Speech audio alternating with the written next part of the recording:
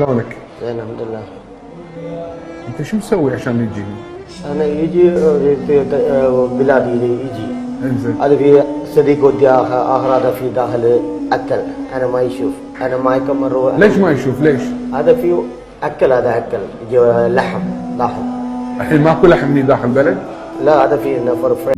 বন্ধুর জন্য প্রবাসে আসার সময় মাংস নেশার কারণে তাকে এয়ারপোর্টে ধরা হয়েছে। তাও কোন এয়ারপোর্টে? কুয়েত এয়ারপোর্টে।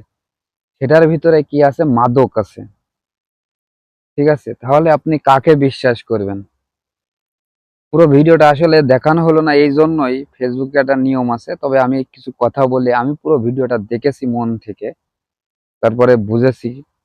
যেহেতু আরব গাল্পে থাকি, আরবি ভাষা কিছুটা বুঝি, সম্পূর্ণ না বুঝলেও সেটা থেকে আপনাদের বলি যে একটা বন্ধুর কারণে জেলে 4 বছর ধরে আছে, শুধু সেই বন্ধু বিশ্বাসের উপরে মাংস নেশার কারণে। সেই বন্ধু কি করেছে? মাংসের ভিতরে মাদক দিয়েছে, দিয়ে কুয়েতে নিয়ে আসে অন্য একজনের মাধ্যমে। সে বিশ্বাসের উপরে জিনিস নিয়েছে। তাই আমি সকল প্রবাসী ভাইদের একটা কথাই বলবো যে দেশ থেকে যারাই আসবেন বা যারা সফরে গিয়েছেন আবার কুয়েতে ব্যাক করবেন, আপনার যত কাছের মানুষই হোক বা যত বন্ধুই হোক না কেন, আপনি অবশ্যই আপনি মাল চেক করে নিয়ে আসবেন। কারণ কি, গার্জিয়ানরা এমন ভাবে টেপ জোড়াই দেয় মালগুলোতে যে সেটা খোলার কোনো লাইনে থাকে না। কিন্তু আমি 100 বার বলবো, আপনার টেপ যাই যাক, আপনার খরচ হয় হোক, আপনার সামনে খুলবেন, দেখবেন, নেশার মতন হলে নিয়ে আসবেন, না নেশার মতন হলে নেশার দরকার নেই। আপনার সম্পর্ক বেশি দরকার না। আর বিশ্বাস, কাকে বিশ্বাস করবেন? দেখেন, বন্ধুর জন্য বন্ধু জেলে, তাও আবার 4টা বছর ধরে। যে 10 বছর কুয়েত করেছে, দেশে গিয়েছে, দেশে যাওয়ার পরে দেশ থেকে যখন আসছে তখন বন্ধুর ফ্যামিলি থেকে মাংস দিয়েছে এখানে নেশার কারণে বা নেশার জন্য। সেটা সে নিয়ে এসেছে এবং এয়ারপোর্টে ধরা খেয়েছে, কুয়েত এয়ারপোর্টে।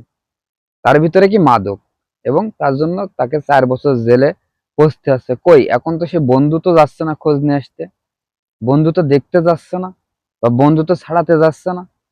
এখানে কেউ কারোর জন্যই না।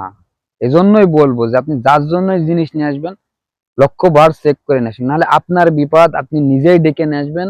আপনি বুঝতেই পারবেন না যে আপনার বিপদ কিভাবে আসলো, আপনি নিজেই বুঝতে পারবেন না। এই জন্য বিপদ আসার আগেই আপনাকে সতর্ক হওয়া উচিত যে আপনার কার্যক্রম কি বা কিভাবে কি করতে হবে। কারণ এখানে আপনি আসবেন, যার জিনিস নিয়ে আসবেন তার ফ্যামিলির লোকও আসবে না, যার জিনিস নিয়ে আসবেন সেও আপনার সাথে আসবে না।